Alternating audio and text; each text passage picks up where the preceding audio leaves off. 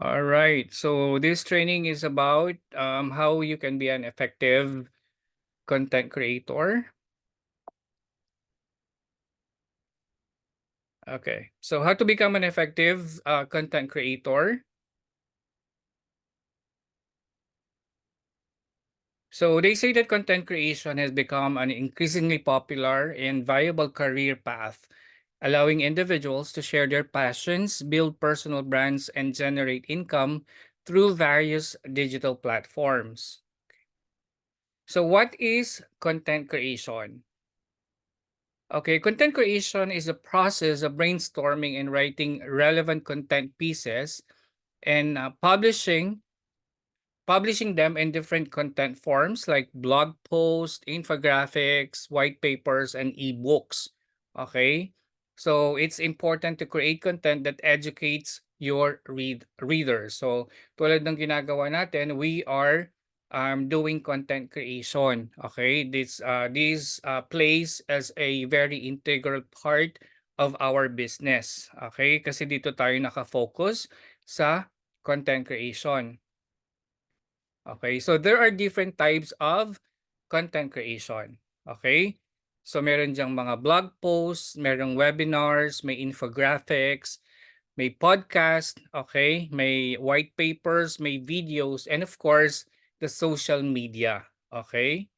So sabi ko nga dito tayo naka-focus. So using the social media content creation or doing social media content, you can actually leverage different social media platforms like Facebook, YouTube, Instagram, Twitter, LinkedIn, okay, TikTok, and I think that's Snapchat. Okay, so like what we have been saying no sa iba nating mga trainings, don't just stick on doing the content creation on TikTok alone. Okay, so you can utilize all other social media platforms kasi meron silang iba-ibang demographics. Okay, and iba-iba din yung kanilang algorithm. So mas maganda po na na-maximize natin ang mga social media platforms. Okay, yung iba't ibang social media platforms.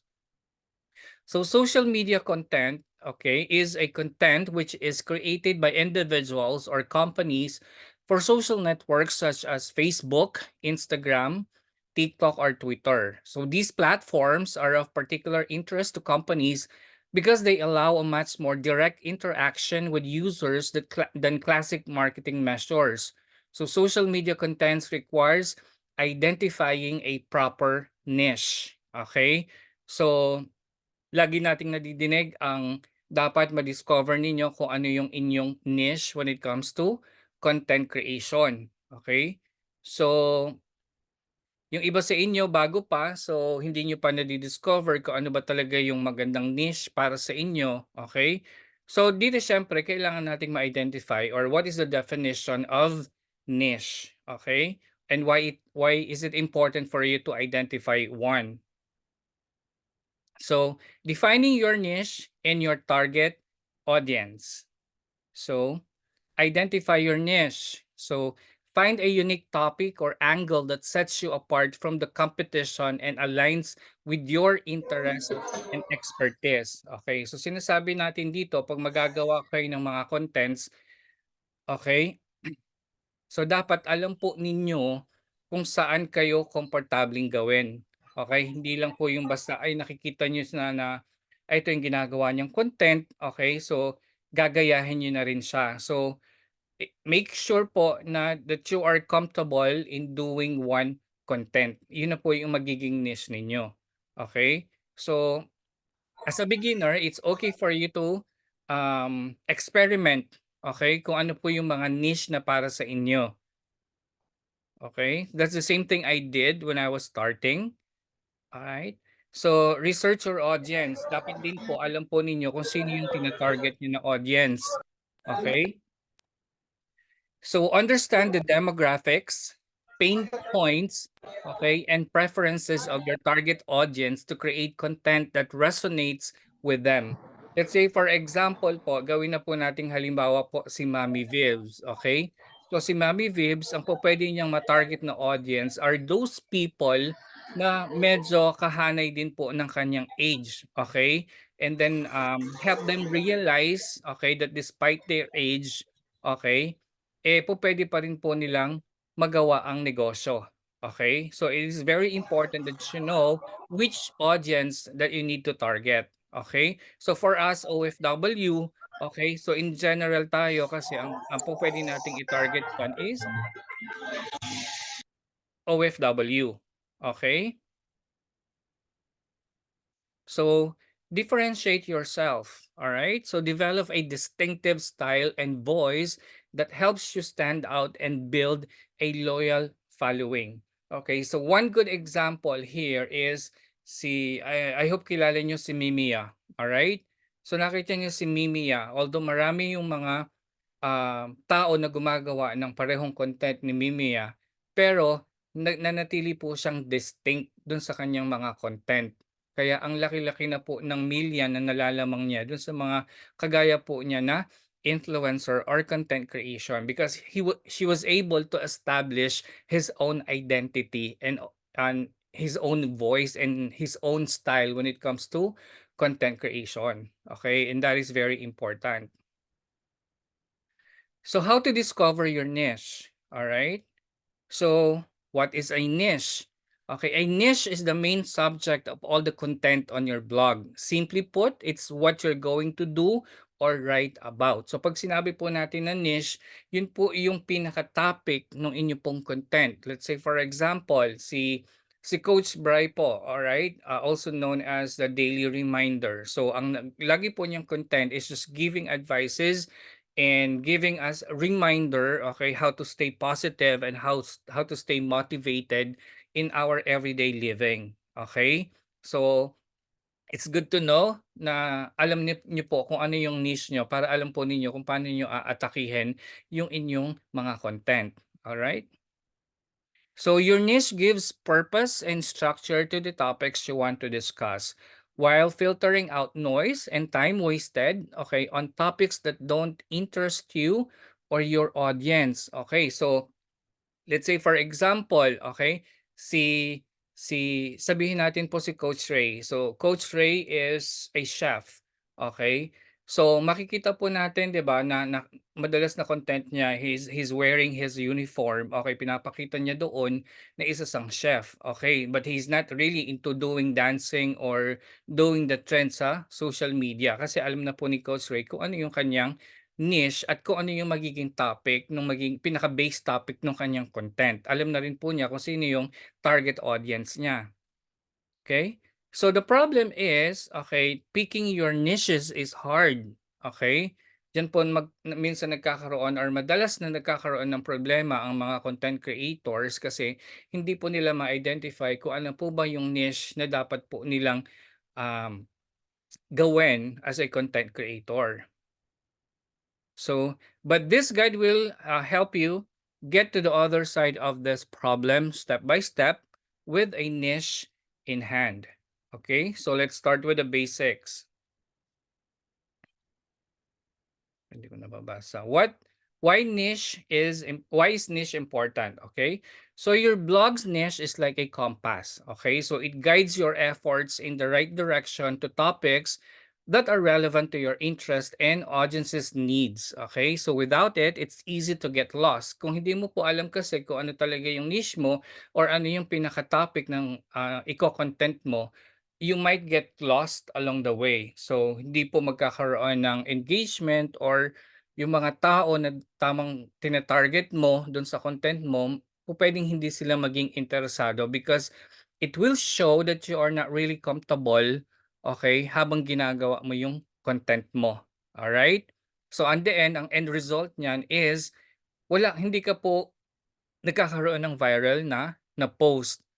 Okay, so wala kang traction kasi your audience, ang tandaan niyo po kasi our audience is getting wiser and wiser nowadays. Okay, so they see you, they can feel you if you're comfortable with what you are doing.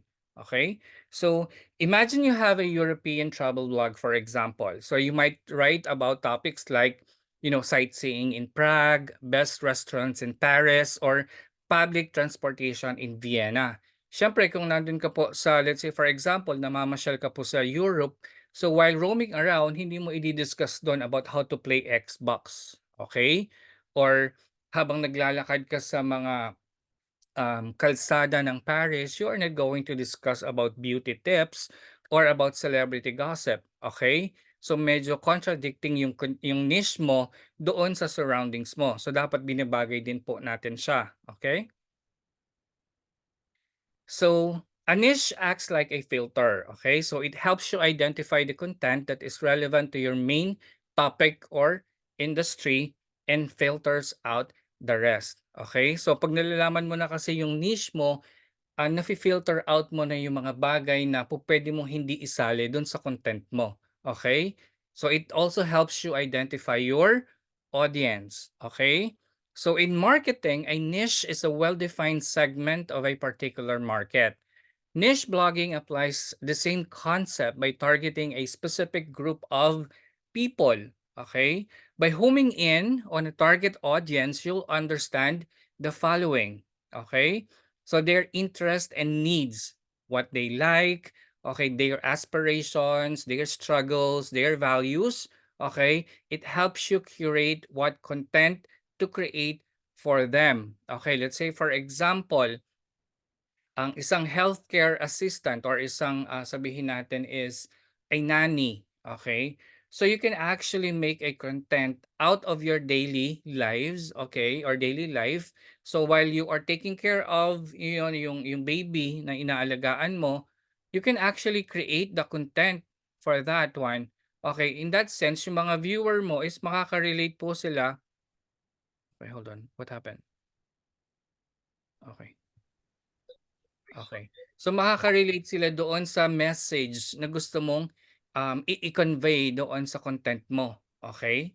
So the key demographics, second, is the location, the age, the profession, or how you should speak to them. For example, what kind of language, voice, and tone, okay?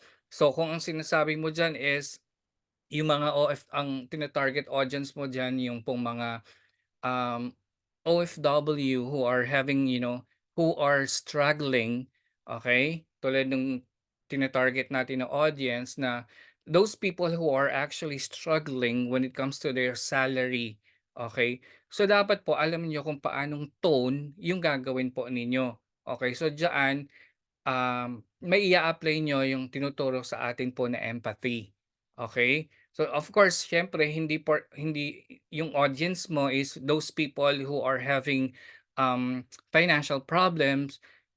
Since meron tayong business, you are not about to brag, okay, what you are earning. Kaya nga 'di ba lagi niyong naririnig every time that si GMA for example is creating a content, okay, about, cashing out, okay, meron kaagad siya doon na disclaimer that, those earnings or those cashing out are not just to brag about his earnings, okay, it's for them to realize things, okay, na makakatulong po sa kanila.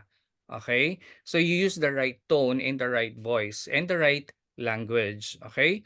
So platforms they use, okay, this is also the platforms that we are using, the Facebook, Instagram, TikTok, Twitter, okay, where you can talk to them, post your content. So always make sure that you utilize these different social media platforms, okay? So sounds appealing, right? So but how do you know what makes a good niche? Is there even such a thing? All right, so let's get into that next. Okay? So how to choose your niche? Okay. So you need to tick three boxes when choosing your blog niche. Okay. There is the expertise. Saan ka po ba magaling? Okay. Or saan ka ba talaga komportable na gawin yung isang bagay? Okay. So again, for example, si Coach Ray as chef, so he's good in cooking. Yun yung kanyang expertise sa kusina, kumbaga, di ba? Next one is their interest. Paano ba sila magkakaroon ng interest dun sa content mo? Okay? And then, the last one is profitability. So you also have to consider kung ano yung magiging result ba ng yung content na ginagawa mo. Okay? Kasi 'di ba parang every time na gagawa ka ng content, 'di ba kino-consider natin na or we are also praying that it goes viral. Kasi doon sa pagiging viral ng content mo, doon mo makikita yung profitability. Kasi wala ka namang magiging profit niyan kung isa, dalawa, or tatlo lang yung makakapanood nung iyong content. Alright? So choosing a successful niche. Remember the interest, profitability, and the expertise. So steps in finding your niche. Paano niyo po ba mahahanap yung inyong niche? Okay? So number one is address your expertise. Sabi nga kanina. So you need to know what you're talking about. Otherwise, your audience might have trouble trusting you.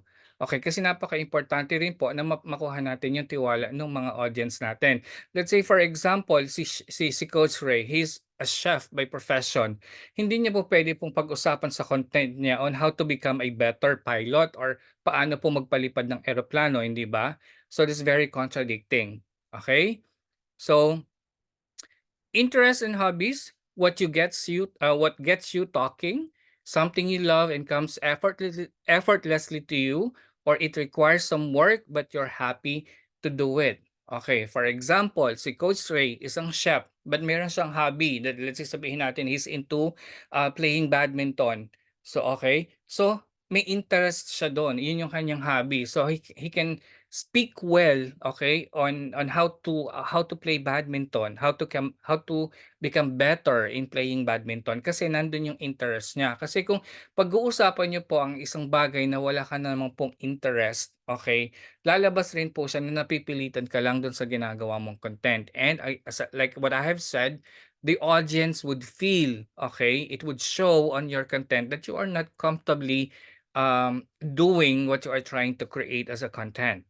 Okay? So life experience, think of life experiences that have made you who you are today. They could be unique periods that brought joy, pain, or confusion to your life, or intimate moments that had a profound impact.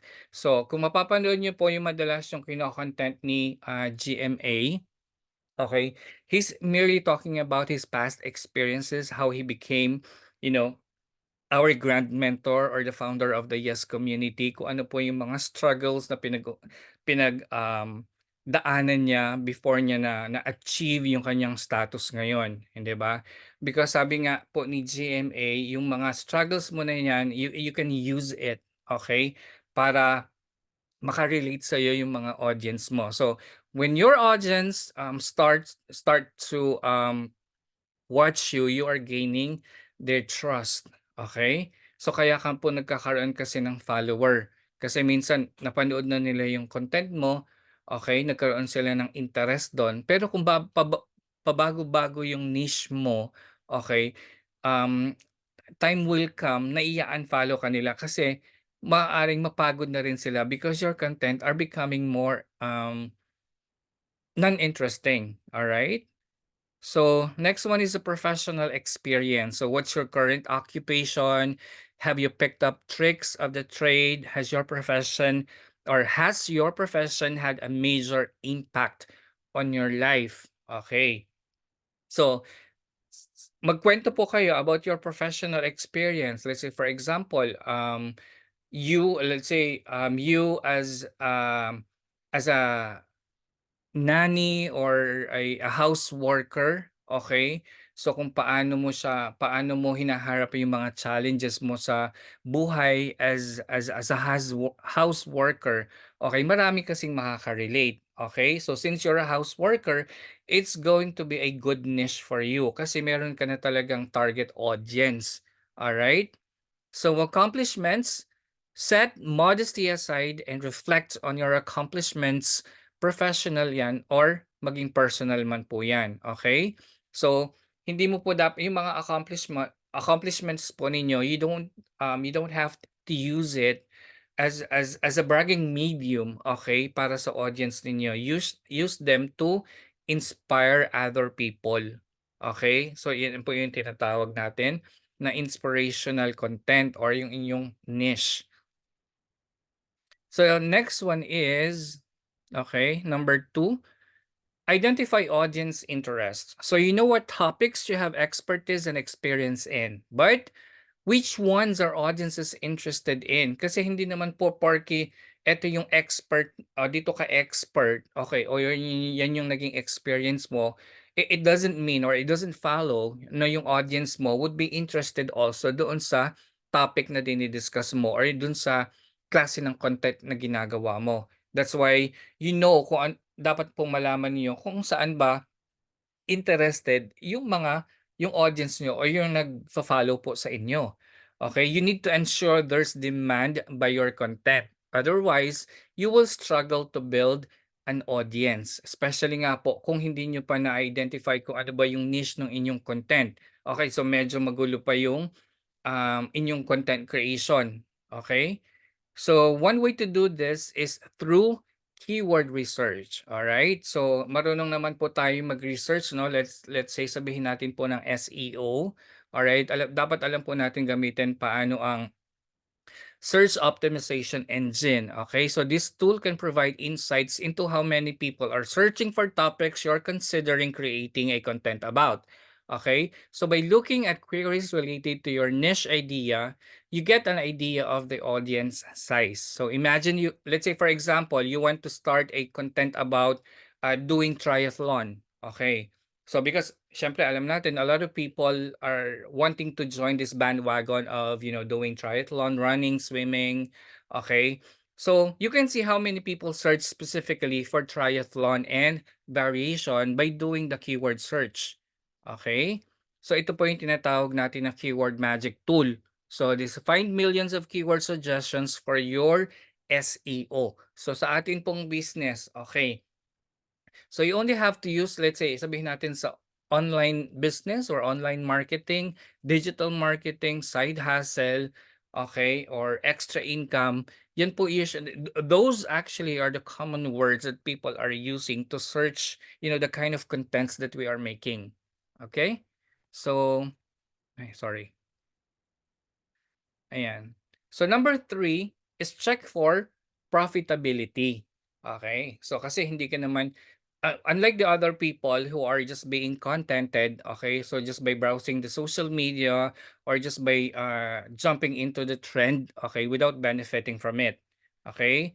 So some blog niches are more lucrative than others. If you want to monetize your blog, this is an important consideration.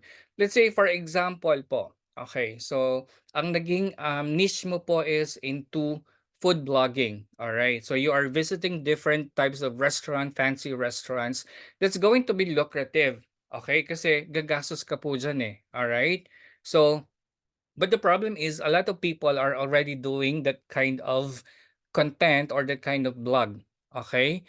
So, maaring hindi maging profitable sa'yo yan kasi a lot of people are already taking some shares or a big shares of those profits. Okay, so you have to be unique. All right, so you think of a different way how you can deliver your content. Okay? So gain an understanding of a niche's profit potential by looking at three main factors. Okay? So the monetization models, okay, your target audiences again, and the competition levels. So however, it's important to remember that the most profitable niches tend to be the most saturated. Okay? So kung mapapansin niyo po, marami na pong mga vlogger or mga content creators, pare-pareho na lang ang ginagawa. Kasi sinasabi nga po dito, yung mga most profitable contents or vlogs, yun po kasi yung saturated na kasi ang dami-dami na nilang gumagawa. Okay? So dadagdag ka pa po ba doon sa ganong klase ng paggawa ng content? Kaya nga po ang ina-advise po dito, it can be better to get a big slice of a small pie than a small slice of a big pie. Okay, so kung marami marami na po kayo na naggumagawa ng ganoong content, okay? So it will be better for you na mas makuha yung malaking portion, okay? Kasi nakuha mo sila dahil sa mga strategies mo because you know how which market to target. Okay? Kumbaga hindi ka na lang nakikisabay po doon sa Agos or tama sa Agos, tama? So hindi ka na lang sumusunod kung ano ba yung uso. You have to find your uniqueness, your authenticity, okay, when it comes to, finding your niches, when it comes to being, profitable. Okay, so monetizing your content. Okay, so marami po tayong mga iba't iba different ways of how you can monetize your content. Okay, so not just by simply, doing a digital marketing as your business. Okay, there are a lot of possibilities for you to monetize your content. The first one is affiliate marketing. Okay, so as an affiliate marketer, okay, you can earn commission by promoting relevant products and services to your audience. So just like what happened right now with Baristang Kulot, no? So meron na siyang pinopromote na Top Top Sense. So kumikita na siya doon kasi every time na yung mga tao is ginagamit yung kanyang code do'n, nag-earn na siya ng commission. Okay? So that's what we call affiliate marketing. Okay? And then next one is the sponsorships and partnerships. So you have to collaborate with brands that align with your niche and audience to create a sponsored content. Okay, so let's say for example, ang food blogger or yung mga nagre-review ng mga different restaurant, so nakikipag-collaborate sila sa mga restaurant itself. Okay, so it's going to be an X deal. Okay, so gagawin nila yung content. For example, pupunta sila sa restaurant, i-review nila yung mga food. Okay, pero sila doon, ang pinaka-X deal nila doon is hindi sila na-charge or mas less yung charge sa kanila. But still, they are getting profit from that kind of content. Kasi nga po, is sponsored, okay, or partnered yung kanilang niche na ginagawa. Okay? The last one is, okay, subscription models. Okay? So, offer exclusive content, memberships, or online courses for a recurring revenue stream. Okay, ano pa ba yung example na sinasabi natin ng subscription models? Let's say for example, um, ikaw po, you are an expert when it comes to Excel. Okay? So, alam mo paano gamitin or i-utilize yung different formula ng Excel sheets. You can actually create a content, okay? Or magtuturo ka ng basic basic methods, all right, or basic formula, or how to use an Excel when it comes to, let's say for example, pivots or VLOOKUP. Okay, so because not everybody is good at at Excel, so pwede kang actually magturo na maggawa ka nung content na yon na mayroong subscription. Okay, so nasa-share mo yung knowledge mo sa ibang audience, sa mga audience mo. Okay, yung audience mo who are those interested to learn, the basic methods of, using the Excel. Okay, so in that way, magsusubscribe sila para sila matuto. So it's a one way of, teaching then, but through content creation. Okay, so target audiences. So your target audience has a significant bearing on profit potential. Okay. So are readers willing and able to spend money on your content or your advertisers products and services? Okay. So let's say nagpo-promote ka po ng let's say set of makeups or like mga beauty products. Okay. So dapat yung tinatarget mo po doon is yung mga tao who are willing, okay, who are willing to spend this amount of money, okay, para bilhin yung products mo. Okay? So sino ba dapat ang, let's say you are endorsing a beauty products or mga makeups. So dapat ang target mo doon yung mga makeup artists or yung mga celebrities, okay? So importante talaga na alam ninyo yung mga audience natin, okay? So the competition levels, okay, the more competitive your niche, the harder it can be to generate revenue, okay? That's because you're fighting with more rivals for readers' attention.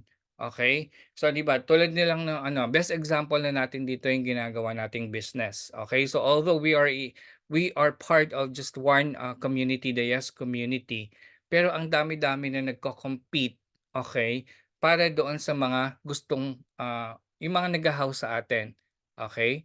So, sabihin man natin na, yeah, it's okay, we're just, one part of the community kahit kanino man siya mapunta, sa Yes community pa rin. But then again, competition pa rin siya, eh, hindi ba? Competition pa rin natin siya magko-consider. Although it's a healthy competition for us kasi, sa atin kasi gusto rin natin sa atin sila maghaw, 'di ba? Kung sa iba sila naghaw, may feeling loss ka pa rin dun, okay. Kung pareho niya kayong napanood pero sa kanya siya naghaw, it's gonna be your loss still, okay. It's still your competition, okay. So just remember, when doing contents, always consider a very engaging one. So something your audience can relate to. So dun po sa mga tao na nakahanap na po ng niche nila, okay? So you only have to stick doon sa niche mo once na-discover mo na siya. Okay?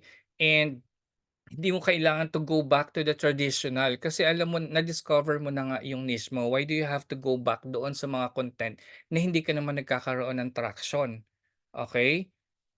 So you only have to believe, on yourself, okay, when it comes to content creation as well. So crafting engaging content, okay, sabi po nila paano paano ka po ba makakagawa ng content wherein, maa-attract mo or, you are encouraging people to engage into your sa content mo, okay.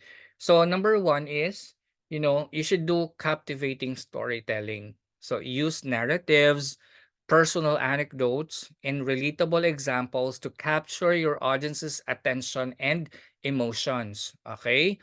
So let's say we as an OFW, so we can actually share the same narratives when it comes to the experiences and the struggles of being an OFW.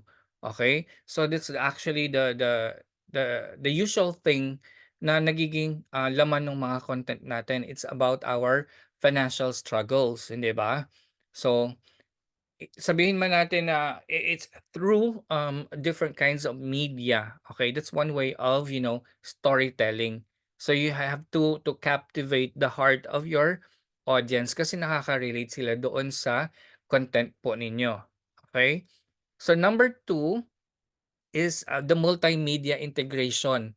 Okay? So you should incorporate a variety of media formats such as images, videos, and audio to make your content more dynamic and visually appealing. Okay? So tulad po dun sa mga ibang nagsisimula, okay, we are telling them it's okay, alright, mag-record ka lang po ng mga sceneries or mga puno-puno na nakikita mo, okay. But then again po, hindi po, there is no possibility na yung, audience po ninyo will always engage to that kind of content, okay. Kasi hindi niyo po yung trust ng audience ninyo, okay. Magsasawa din po siya kung puro yun lang din po ang ginagawa mo na content. So, dapat po maging dynamic yung inyong content and visually appealing po siya, okay. So, you have to try a different attack, okay. So, kahit sabihin nating scenery yan, okay po, puwede mo pa rin siya kasing, mabigyan ng ibang atake. Okay, hindi lang basta, puno-puno yung pinapakita niyo sa content ninyo, okay. So, consistent posting, okay, establish a regular publishing schedule to maintain momentum and keep your audience engaged. So, ito po, madalas, okay, yung nagiging problema nung mga, ah for those people who are trying to be a content creator, especially on our side, okay, that we are doing business, we are always telling members to be consistent, okay, when it comes to posting, okay? Kasi po, as a beginner, nagpapakilala pa lang po kayo sa mga different social media platforms. So, paano po niya kayo makikilala, especially yung audience po ninyo? Paano kayo makikilala kung once in a while lang or once a day lang kayo nagpo-post, okey? Tapos puro scenery pa yung pino-post ninyo. How would you gain their trust or how would you enable or, how would you, captivate them to engage on your content kung puro gano'n lang tapos isang araw lang kayo magpo-post, okey? So, it's better that you establish first yung trust, okey, na makukuha niyo sa audience ninyo, okey? So, napaka-importante po niyan as well. So, number 4 is the audience interaction. So encourage engagement by responding to comments, asking questions, and fostering a sense of community. Alright, so napaka-importante rin po na marunong po tayong mag-engage. Okay, so that's why we keep on reminding each member na kahit po member of the community po yung nag-engage dun sa post ninyo, mas maganda rin po na ma-replyan nyo sila. Kasi po nakaka-add po iyon ng engagement nyo sa social media. Okay, let's say for example, nanghihingi tayo ng support sa community members. 'Pag naghaw po sila, 'pag nakita niyo na community members, re-replyan niyo ba sila or hindi? Remember po 'pag hindi niyo sila ni-replyan, pinapatay niyo na po din yoon yung engagement. Okay? You yourself are cutting off na yung possibility na marami pang mag-engage doon sa content ninyo. Okay, kasi po sinasabi ko din sa mga sa inyo din 'no, I think I already told, each one of you guys 'no. So pagka nag-post po kayo ng content, okay, TikTok is going to share your post or TikTok will push your content sa first 100 viewers. Okay, so iche-check ni TikTok do'n if you can engage doon sa mga taong magko-comment sa post mo.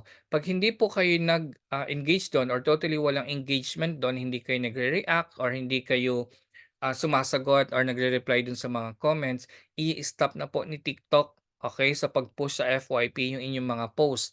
But then again, okay, kung meron kayong engagement, nakikita ni TikTok na nakikipag-engage kayo sa audience ninyo or dun sa mga taong nagre-react sa content ninyo, TikTok is going to push you to the next 200 or 300 people sa FYP nila.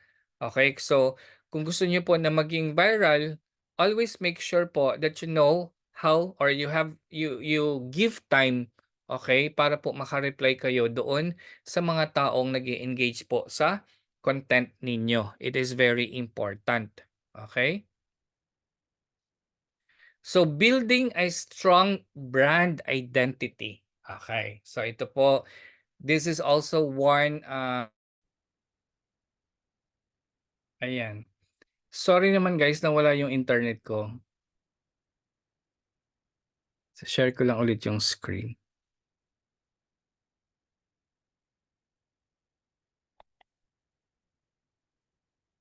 Okay.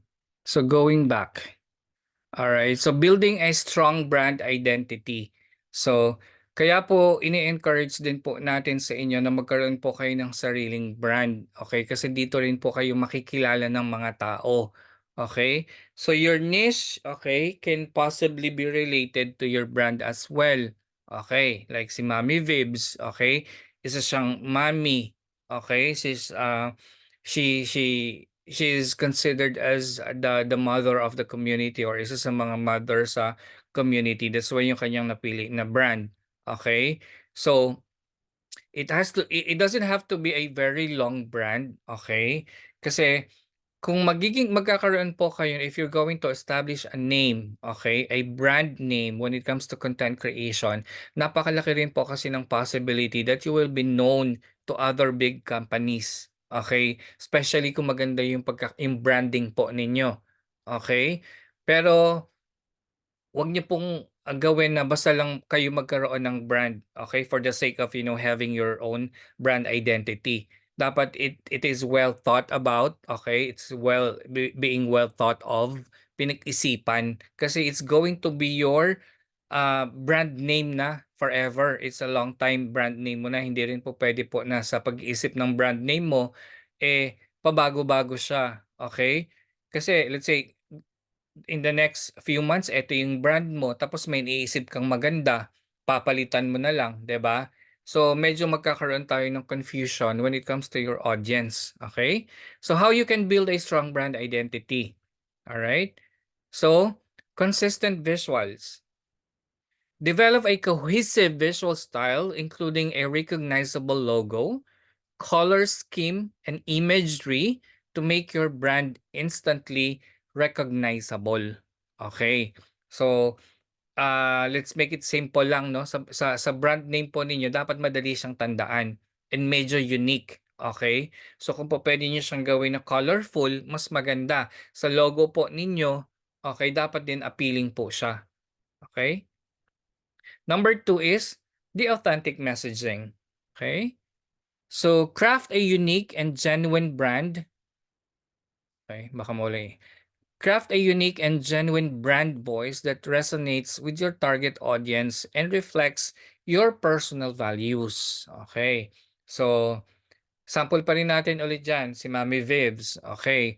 So, dapat ay yung niche po ni Mami ngayon kung nakikita po ninyo is being more relatable to her audience kasi she's trying to capture yung puso, okay, ng mga audience na kapareho ng edad niya or yung mga nandito sa abroad, not as an OFW but trying to find their purpose in life, 'di ba? So napaka-importante po na ma-distinguish niyo yung ganyang ah message, okay, na maiko-convey ninyo sa inyong audience, okay? To avoid confusion as well kasi baka mamaya ito pala yung sinasuggest ng brand mo pero iba naman yung ginagawa mong content, okay? Next is it has to be memorable, or it has to have a memorable personality. Okay? So, infuse your content with a distinct personality, okay? Whether it's witty, inspirational, or informative, to build a strong emotional connection with your audience. Okay? So, dapat po yung mga content po ninyo or yung sa brand po ninyo or ginagawa yung content, nagmamark po siya dun sa audience nyo. Okay? Dapat kasi para ma-build yung brand niyo dun sa audience niyo, dapat naaalala nila kayo, 'di ba? So, puwede kayong makilala yung audience ninyo doon sa brand name niyo, not, through yung sa inyong personal name, okay? So, just like what has been happening to Baristang Kulot, okay? She's a very good example. Kasi even though namamasyal lang siya sa mall, okay? So, since meron siyang branding and very remarkable yung kanyang branding, nakilala siya as Baristang Kulot and lagi siyang nakikita rin sa mga content niya na-build na niya yung trust ng kanyang audience, okay? So, kahit naglalakad lang siya sa mall, may mga taong nagpapa-picture sa kanya. Okay? So that's also one purpose of, having your brand identity. Okay? She's not getting known for being Christine or Tin. Okay? She's being known for Baristang Kulot. Kasi 'di ba yung Baristang Kulot may dating, ang ganda nung dating. So dapat ganin din po yung branding po natin. Okay? So the strategic partnership. Okay, collaborate with complementary brands or influencers to cross-promote and expand your reach. Okay, so for example, within our community, we are doing also collaborations. Bakit? Kasi let's say si Mami Bivs, recently nakipag-collaborate siya kay Coach Mina, okay, which is known as the Techie at 50. May mga followers si Coach Mina na hindi fina-follow or hindi nagfo-follow kay Mami Bivs, okay? So, through that collaboration, yung mga followers ni Coach Mina pupuwedeng mapanood si Mommy Bibs or the other way around, okay? So ito rin po yung tulong nung partnership. That's what we call the strategic partnerships or doing collaborations with other content creators, okay? So hin na I firmly suggest din po that somehow we do, um collaboration with other members of the community because it will help you na makilala ka okay, and to grow your following as well. So you should utilize, different social media platforms just like what we are doing right now, or the different social media platforms that we mainly use currently. So nandyan ang YouTube, okay? So Instagram, TikTok, okay. Ako po once in a while I'm posting on LinkedIn kasi iba iba din naman po ang demographics when it's come to LinkedIn kasi nandiyan yung LinkedIn kasi are yung mga gumagamit sa LinkedIn kasi are those people who are professional. Okay, so 'di ba meron tayong category diyan, yung sa man natin, so meron diyan money.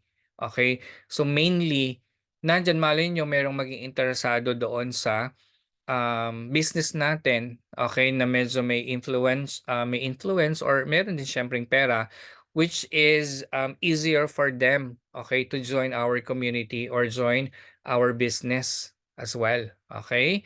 So dapat hindi lang po tayo nag-stick, sabi ko nga, sa TikTok alone. There are different social media platforms that we can utilize when it comes to promoting our business. Okay? So you can also use the WhatsApp, no? Posting a story. Ang Telegram po ngayon meron na rin siyang story. So you can post your content there. Okay? And Twitter especially, huwag niyo pong i-chapwera ang Twitter because I was able to get, one member there from Twitter.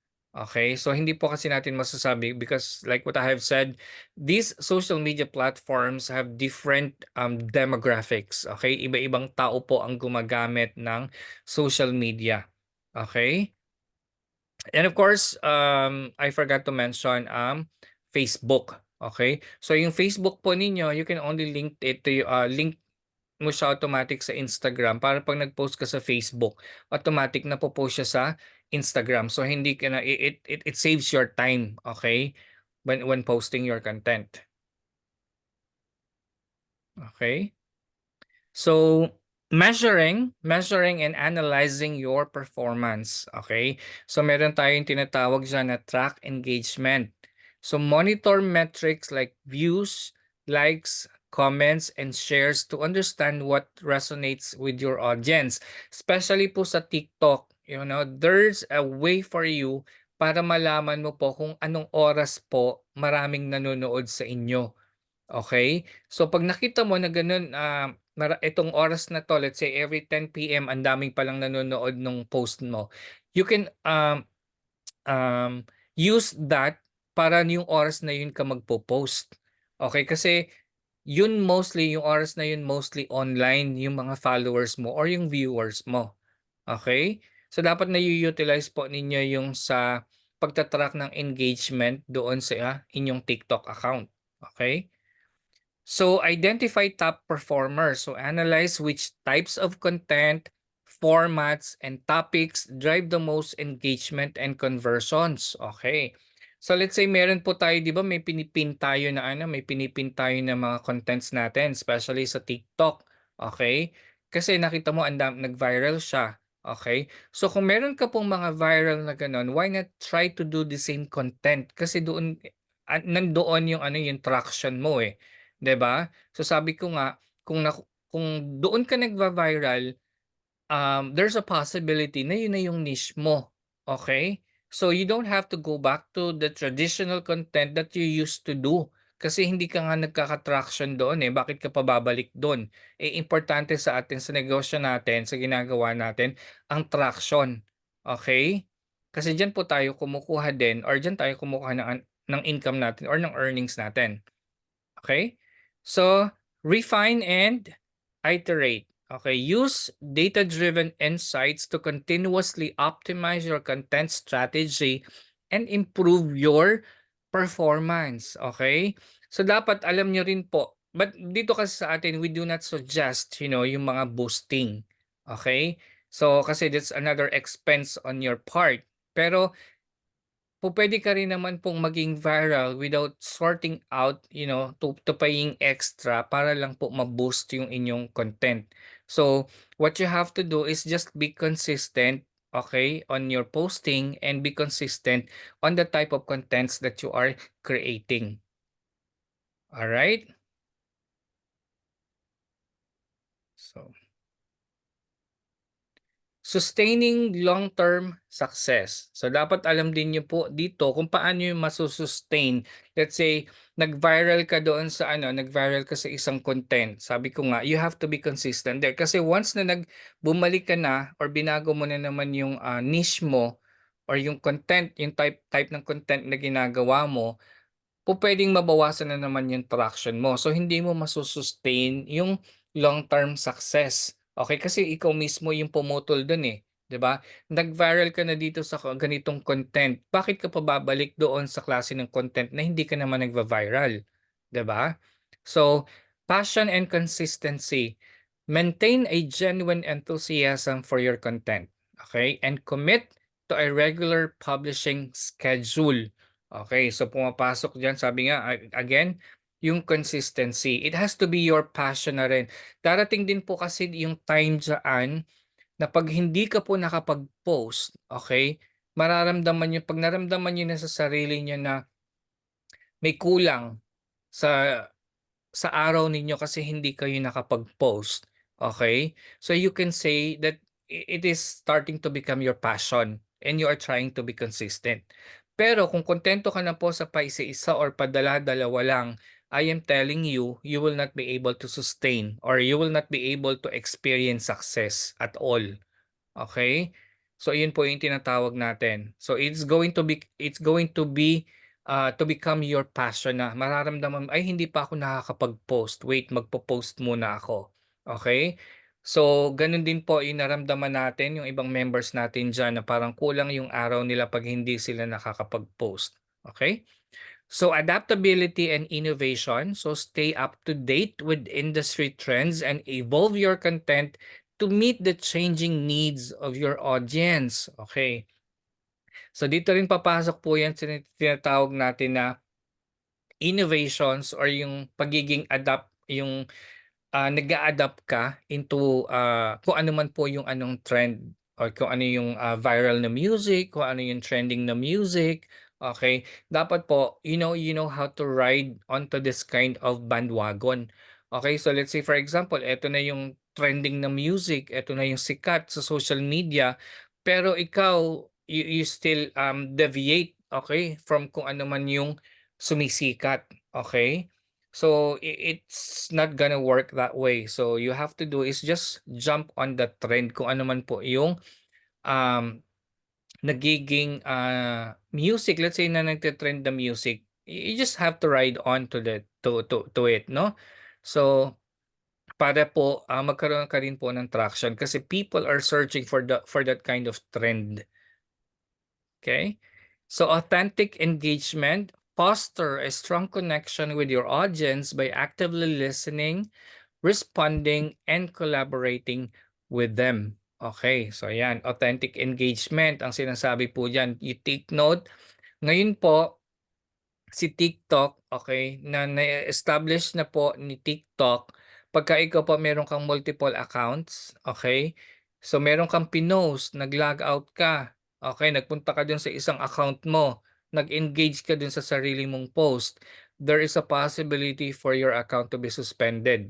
Nagiging matalino na rin po kasi si TikTok ngayon, okay? So hindi ka po pupuwedeng mag-create ng another let's say na-suspend ka, okay? And this just recently happened, no? Naglabas lang ng update si TikTok on how to avoid suspension or being flagged. So pag na-suspend ka po, okay?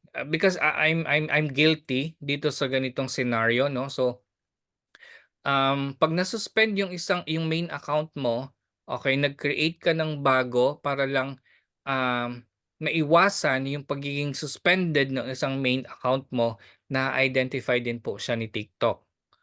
Okay, so ang gawin mo na lang po is to be familiar with those things na ayaw ni TikTok na gawin mo. Okay, so paano po gagawin yon? Okay, you have to do your own research. Okay? Kasi with your own research, you can actually explore the world of content creation. Hindi rin po tayo kasi dito spoon feeding. Alright? Na porque sinabi po namin na hindi po namin po pwedeng lahat manggaling po sa amin. You also have to do your homework. Okay? So, magiging malaking tulong din po sa development nyo yan as a content creator. Okay? If you are familiarized with those simple things. Alright? So, continuous learning. Okay, sabi ko na nga. So, invest in your own professional development to enhance your skills and stay ahead of the curve. Right now, hindi ko alam if you guys are familiar now with the AI digital marketing. Okay.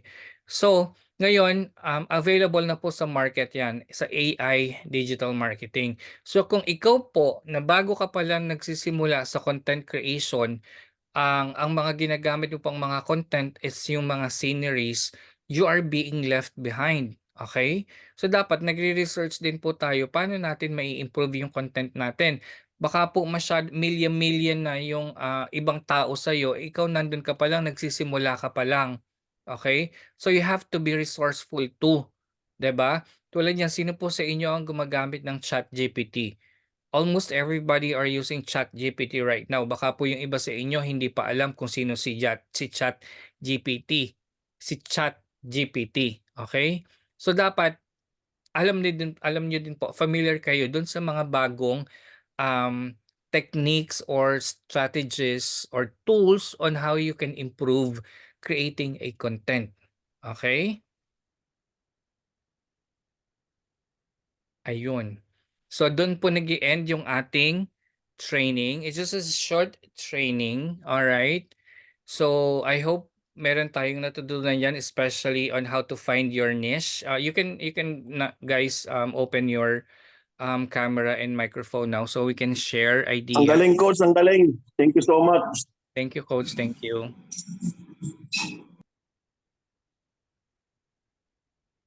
So guys, Pang professional na. any inputs, but hindi na siya na record. Okay, stop recording.